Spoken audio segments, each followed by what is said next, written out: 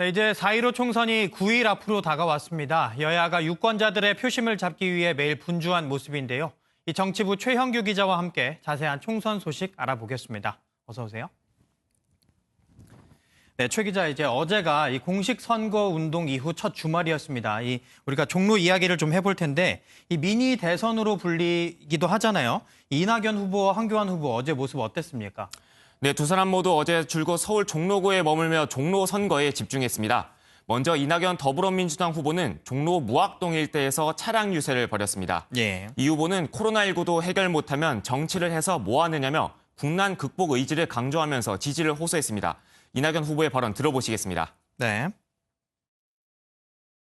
코로나19라는 전염병이 올해 안에 극복된다면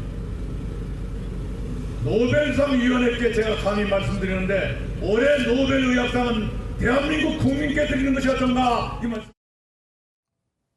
황교안 후보는 종로 평창동에서 유세를 이어갔습니다. 예. 정권 심판론을 들고 나온 황 후보는 조국 전 법무부 장관 관련 비판에 집중했는데요. 황 대표의 발언도 한번 들어보시겠습니다.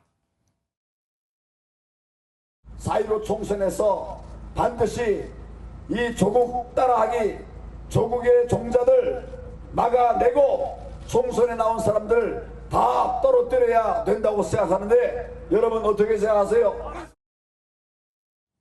네, 두 후보 모두 총력전을 벌이는 모습인데 오늘 처음으로 양자 토론을 한다고 합니다. 양자 토론 어떤 이야기가 오갈까요?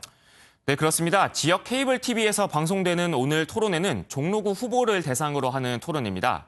다만 두 사람 말고 다른 후보들은 정당 득표율 3% 이상 등의 요건을 충족하지 못해 두 후보만 참석하게 됐는데요. 지난주 한국방송기자클럽 초청 토론회에 각각 나오긴 했지만 두 사람이 맞보는 건 이번 토론회가 처음입니다.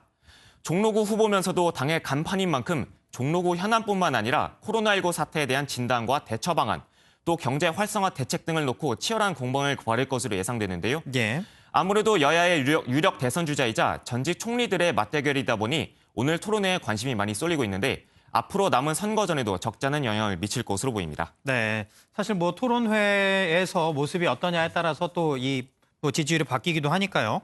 근데 또 이렇게 선거가 다가오면서 이 점잖다는 표현을 사실 받았던 두 사람이잖아요. 근데 뭐 미워한다 이런 표현을 놓고 신경전을 또 벌였다고 하는데 그건 어떤 내용인가요? 네, 먼저 발단이 된 것은 그제인 지난 토요일 이낙연 후보의 종로 유세 현장 때 발언이었습니다.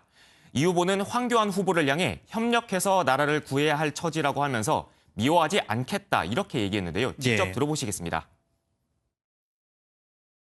황교안 대표 너무 미워하지 마세요. 그리고 저 이낙연도 너무 미워하지 마세요.